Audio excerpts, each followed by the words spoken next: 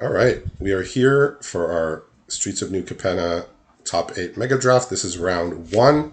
We have Caleb, who was our feature drafter with his Gruul deck, playing against Emmett, who, interestingly enough, we saw his pool and we weren't sure exactly what direction he was going to go. We saw a lot of colors, we saw rares in various colors.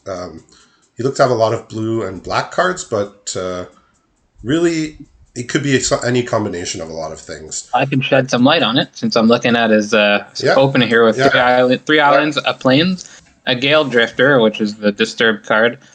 Oh, and I mulliganed it away before I could finish the last two Yeah. cards in the hand. So One of them we was an Orzhov. so we really saw that he did not have a lot of white cards. He had the Wandering Emperor and Brutal Cathar, and other than that, he had like an Imperial Oath and then just a bunch of like just filler. So we Yeah, know white's bottoming not a Storm Rider Spirit. so we know white is not a primary color, but he might be an Esper deck, which would So not be the hand surprising. is a Maestro's Theater, which is getting played now, a Swamp and Island, a Brutal Cathar, Grim Bounty, Tazim Realm Mage, and a Black Dragon. Yeah, so it looks like he ended up being blue-black, and he's decided to play his white rare. So he probably has the Wandering Emperor in there too, even though it's double white. Um, it's a little hard to cast, but very impactful. So we saw Caleb have to mulligan a two-lander where both of them were tap lands, and based on what I can tell, he has gone for a bit of the more aggressive strategy. So his mulligan hand contained the Daybreak Combatants and the Territorial Scythecat, so some aggressive leading 3-drops. He is playing the Coiling Stalker. I see it now as one of the cards he can take with his Warm Welcome. So yeah, he's gone for like the more aggressive version based on his pool because we saw he had a few options. His hand here is a bit slow. It's just full of 4-drops and 5-drops, and he does not have a fourth land. So he has the So Coiling Stalker. Yeah, the rest of Emmett his opted hand not to is do the. all 4 and Sorry. 5-drops. Yeah. I was gonna say Okay. Emmett opted not to do the Tempo Brutal Cathar play last turn, even though it was a 3-drop and left 3 mana open for obvious reasons. Yeah. It gets paid off here. Yeah. Oh, So a Siphon Essence is drawn, so that's pretty impactful card to have open here. yeah. So Caleb is just not drawing his lands here. He has only 4 and 5-drops in hand. So he's very quickly falling behind here. Um, We have some. Siphon Essence was which card again? It's a counter spell for a creature, and then you get a zombie out of it, a decayed zombie. Oh, was it Flip the Switch? Oh, I'm Oh no, so or you get a wrong. blood. Which one is Siphon Essence? Oh Siphon yeah, Essence, I okay. believe I you got a blood, right? Yeah, this is no wonder I got them mixed up. yeah. So we'll see if what Caleb can do here because he can start deploying his threats. He's just gonna play like big chunky 4 and 5-drops now every turn. See if that ends up being enough. So here Oh, comes the the Grim Workshop Bounty War is. Chief. It looks like that's going to be countered, which is unfortunate for him. Yeah, and then whatever the next thing he plays is going to get Grim Bounty. So obviously you want to counter the Workshop War Chief because it has the trigger when it dies. I didn't mention the snow day there, but it was double blue and getting a little punished for the mana base already, Yeah, but cycles it away. yeah. So this lack of lands just dropped Caleb way too far behind here. Not every day Brutal Cathar beats you down. So like he's just gonna deploy like another 4 or 5-drop creature, probably this 5-drop creature, just to use the mana. The Falconer Celebrants, that's going to get killed. He's going to take more damage. If you can get something to stick, if all Emmett's doing is playing lands and passing, then Well, the hand he is has a way exactly back Black into this Dragon. game. So if he plays something with 3 toughness, it's going to be really bad for him. So again, Caleb could just play any of his 4-drops. He literally has 5 4-drop creatures in his hand, and a Heated Debate. So I'm guessing he'll lead with one of his 4/4s rather than 4/3s because he has 4/3s and 4/4s to choose from. If he ends up That going with a 4/3, he's going to get really punished by the dragon. Let's bad see. thing about he did the bait can't be countered, right? So it gets around that ward, pay 3 life, right? Yeah, he will not have to pay for ward. So he's dumping his elegant entourage here, looking for something better. Found a forest.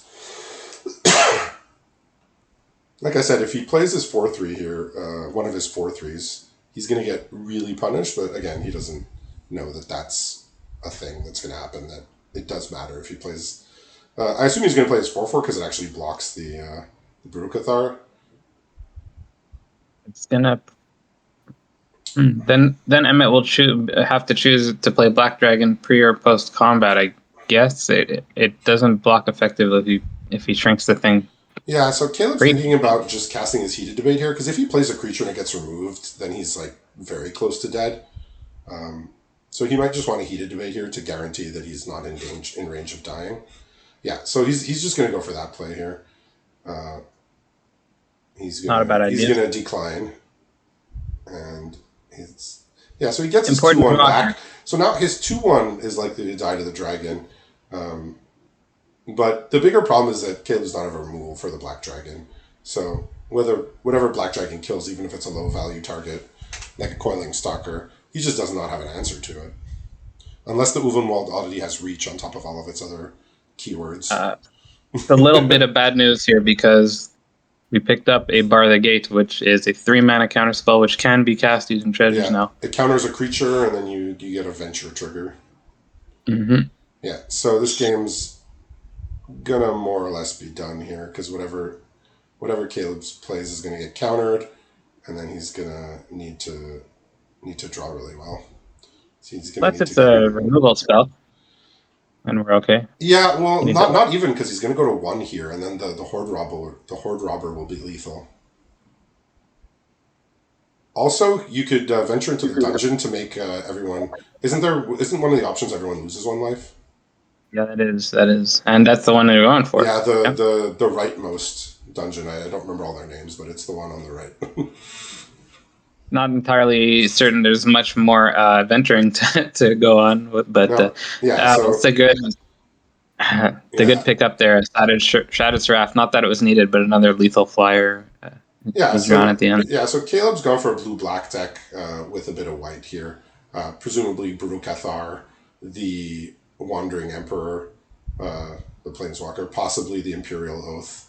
I know that was a card that was a pretty good high drop. So now I'm getting a look at Caleb's deck. He's gone for the more aggressive strategy. He's not playing a lot of those below rate 1-drops, but he is playing his 2-drops here. And like the 3/2 haste for 3, both copies of that, the Daybreak Combatant. So he is going for the more aggressive strategy here. Not playing all those 1-drops, which I think is a good decision. But yeah, leaning aggressive here, but with some good high drops. So the deck we ended up here with is Dimir with about 7 or 8 white pips, so Esper in general. We got Imperial Oath, Wandering Emperor, Brutal Cathar, Fierce Retribution. Yeah. And then you got the Killian, Triumphant Adventure, and Humiliate. Spiteful Squad. Yeah. So it's mainly Killian and Humiliate are like a little less good when you're splashing white, because those are cards you want like early. But I mean, a 2/2 lifelink menace is still good. But if white's the splash, that's a little harder to be played on curve. But yeah, just splashing white for some of the better cards. Obviously, those 2 rares, are the mythic and the rare, are the highlights of that. There's a 3rd counter spell. We already saw 2, and there's a side coming as well. Okay, so so Emmett's looking to, his deck is looking to be controlling, as we saw there. I think Caleb, if he made his land drops on time, would have just had enough threats there if he could just start, because his hand was full of 4 and 5 drops. So if he made his 4th and 5th land drop on time, he could just get in under the counter spells and just play all of his stuff. Just overwhelm the board with things. I agree. But as it stood, he just couldn't do anything, and then Emmett got to take over with the counter spells and the interaction. Yeah, I agree. It might go well for Caleb in the next games. It might have just been an anomaly there. Falling behind. I think in general, this is going to be pretty favorable for him, especially on the play. Hopefully he doesn't have to mulligan again. I will mention, actually, I missed 2 Mirrorfell Crabs, so those are effectively 2 more counter spells. Yeah, the Mirrorfell Crabs, I did see those. Yeah, so he's gone for like a very, very controlling build. Out of all the options that he could have done, he's gone pretty much the most controlling he could go. Yeah, so unfortunately this is going to be another mulligan for Caleb with a 1-lander, unfortunately. Does have a This is coming two-lander out. here, but no two drops. So he's gonna need to draw pretty perfectly. I gotta say, this is a nice hand. It's not looking great for Caleb. You got Yeah. Obscurus Storefront, Killian, Skemfire Avenger, a Brutal Cathar, and a Saw It Coming. Okay, so he's got a lot of bases covered here. Interaction, an early threat there with the Skemfar. It's a 2-mana 3/1, right? Yeah, that's it. And I was gonna say also Agonizing Remorse, which he drew. Yeah, so he's going to get a look at Caleb's hand here, which we see is not looking so hot here. He needs his lands. He needs to pretty much draw perfectly. The He both needs deals with Killian. he needs every draw step to be like completely ideal. Yeah, he's drawn a 4-drop here, so this is going to be an uphill climb, unfortunately. Well, the bolt takes care of two of these 2-drops in his hand. It's gonna be. Yeah, Gonna die. but in the meantime, Does this have a death trigger? This card, because it's not gonna work no, against me. the it's it. I don't think it doesn't even count itself.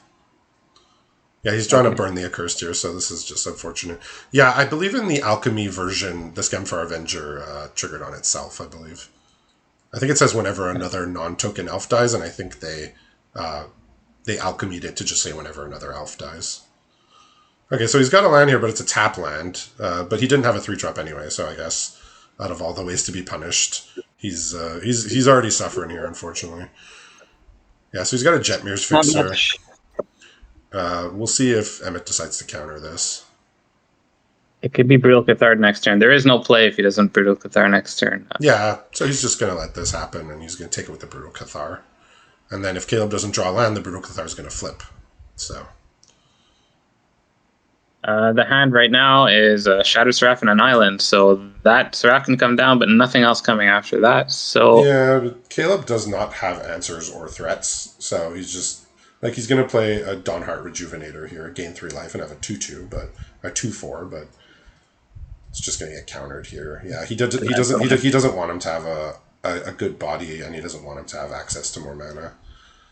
He's just going to keep him on the back foot here, play his Angel. Yeah, so now Caleb needs multiple answers, and he doesn't really have any threats either. So, he's taking a bunch of damage no matter what he does this turn. So Caleb's options are to play the Falconwrath Celebrants, but that doesn't really. It only blocks the Brutal Cathar. He could have played the Burn the Accursed to kill the Shattered Seraph. Well, this is going to be humiliating. Feels real sad for Caleb. He's gotten so many top 8s. Yeah, this is even worse here. Yeah, these draws were just abysmal. The draws were just abysmal for him. Like, it's just all the wrong combinations of everything. I had to mulligan, just non-functional hands. Unfortunate. And Emmett's deck, despite the 3 colors, which can sometimes be a hindrance, really he was just had no mana problems at all, and just was able to cast everything when he needed it. So yeah, this looks like it's going to be a victory for Emmett here. So he drew a struggle for Skemfar, but that doesn't that doesn't interact favorably with a 5/5 flyer. He would just be 2 for 1ing and still just going to 1. So Caleb's deck does not operate that well from behind here. It's mostly an aggressive deck. A lot of his removals, when you're in green-red, your removals are dependent on the size of your opponent's creatures. So you have to have them at the right time. He needs a 5 damage spell here, but instead he has a fight spell, Like if he had one of his 5 damage spells, he kills the Seraph and he mulligan. Didn't he mulligan this turn as well? This game? Yeah, he mulligan. Yeah, he had a 1-lander. And then he kept the 2-lander and just never drew the land, and Emmett stripped away his 3-drop, so even if he did draw the land, he wouldn't have had the Scythe Cat. Well, he got a counter spell with Siphon Essence in hand now. Yeah. So even if Caleb can cast 2 things, which he could, both creatures are lethal. One of them has Menace. It's all bad here. So he can get a look at an extra card, but I'm not sure what card he has in his deck. He does not have a board wipe. In his pool, he does have access to the Battle of Frost and Fire, but he's just playing a 2-color deck. So he's definitely not I running guess. that. So unfortunate there for Caleb with the mana problems, and Emmett deployed his strategy exactly as he intended, took over the games, and that is our round 1 for the top 8 Mega Draft.